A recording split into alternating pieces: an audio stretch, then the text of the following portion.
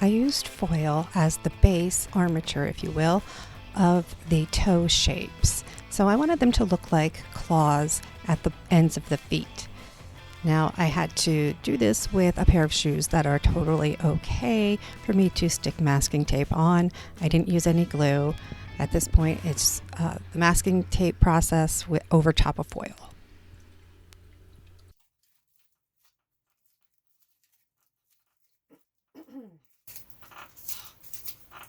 That might work. I can't see anything. Kind of a claw. Maybe a little big.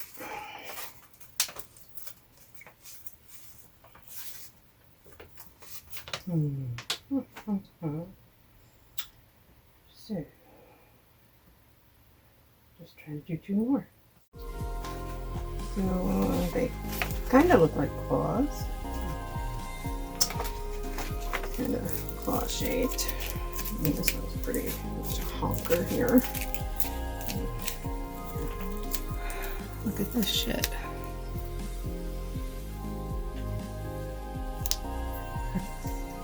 Again.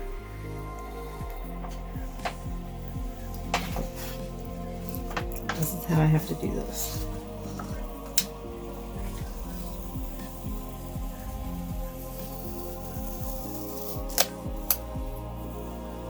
Tell me this wouldn't annoy the shit out of you. I don't know, maybe it's somebody's fetish, but this is just annoying me.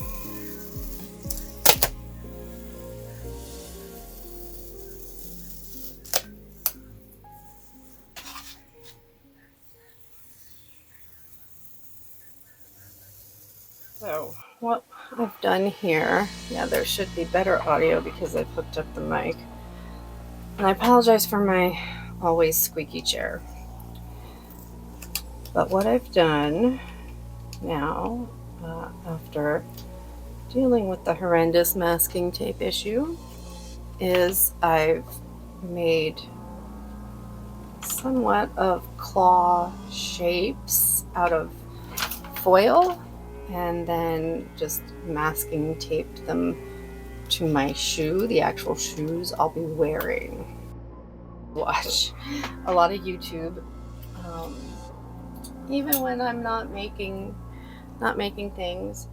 So I watch SKS Props, and that's Steve, whose brand I bought the foam of. So when you click on his links, it goes to Dick Flick, Thomas at Much Props, and Van Oak Props. I absolutely adore watching Van Oak Props. So much inspiration, usually for like Halloween ideas. Wicked Makers, they're super fun. They do a lot of horror and Halloween stuff. And Prickly Alpaca, she does a lot of art and like digital art and stuff that I would have no idea about. But she also makes her own outfits, and they're very whimsical. So if you imagine a real life fairy, that's her. I just started watching Rachel Maxey because my mom has been addicted to her channel for a long time. I watch people who make miniatures, even though I don't make miniatures myself, but they have good tips, especially about glue. A lot of people who do special effects, because I'm fascinated by that. And then I watch some of the cosplay and people who do foam, because I've only ever made 2 foam things, and they were for the same costume. You know, it was just craft foam. It wasn't great, but, you know, I was kind of proud of the pieces just because, hey, it was like my first time, and I was like, hey, I get to use, you know, a heat gun, and I didn't know you could do that with this stuff. So it was fun, and I got to make like this headdress. And they weren't actually shoulder pauldrons. They were supposed to, it was a base of foam just to cover with leaves. So anyway, it came out not bad, you know, and that was also for a free comic book day. There was a humble bundle it was like different amounts of books that you could get, and they Humble Bundle does stuff that a percent goes to charity, so everything's like discounted, like super affordable, and you can also do a name your own price. So I got an absolute ton of cosplay tutorial books, but there's horns and headdress patterns. Well, it says, sorry, it's gendered, but it says male and female. Breastplate armor, faux leather, wig styling of different levels, like extreme wig styling and other wig styling, armor making, animated lights for beginners, leg armor patterns, and also some casting things. So casting, I, watch Smooth On when I, need to learn about casting, because they're the experts and they make the product. So I generally watch Smooth On tutorials, but I'm also terrible at casting anyway. But I've tried, and I've been, trying and experimenting. The stuff is so expensive, so there's only so much you could do.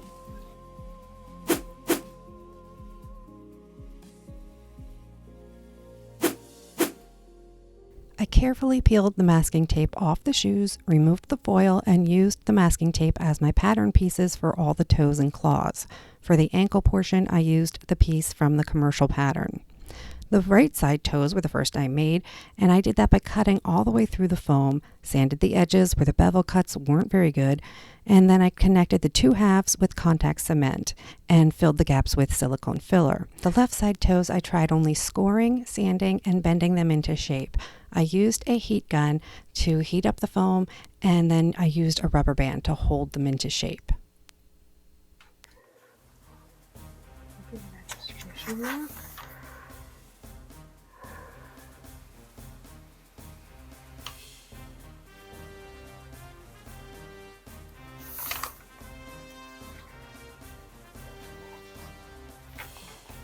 So what I'll do is I'll cut out one, and then I guess use that as the pattern. Maybe. I think for this, that'd be at this angle. Yesterday I couldn't do bevels. Today I'm over beveling everything. Oh, it's terrible. And then the very bottom, it's just gonna go straight. Can't get corners either. I had started sanding, my Dremel died.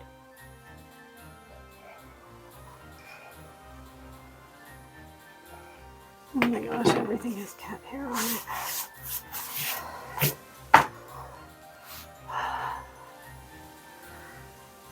Unbelievable. Taking.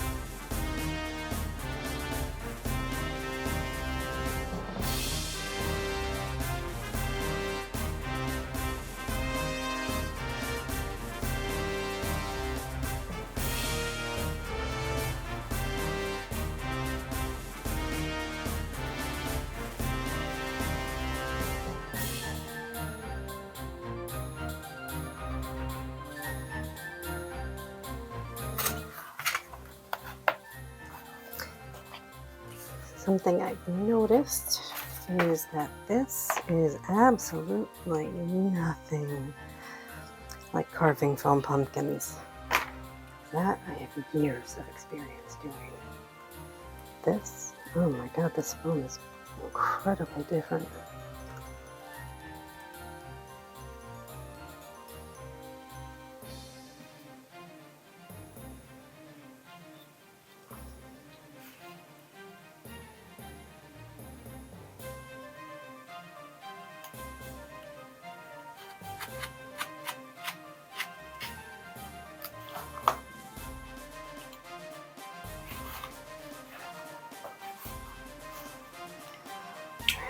I do believe that's the end of all possible things to be cut, except for the over the top of the foot part might need to be trimmed down.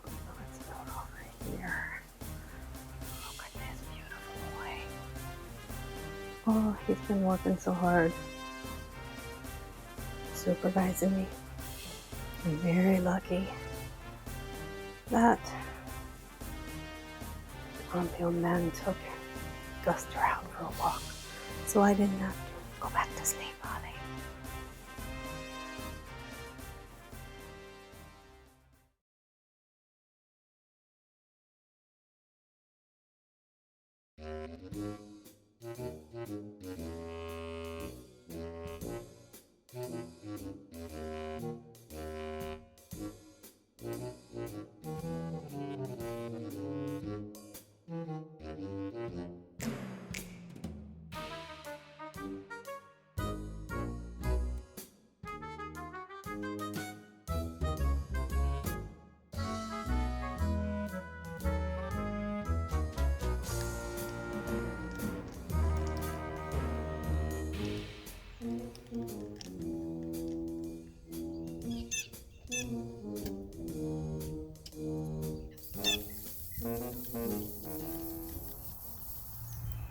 Okay, so this is the right foot again that I was walking around in and testing out. And see, my seams are just as shitty as they are with craft foam.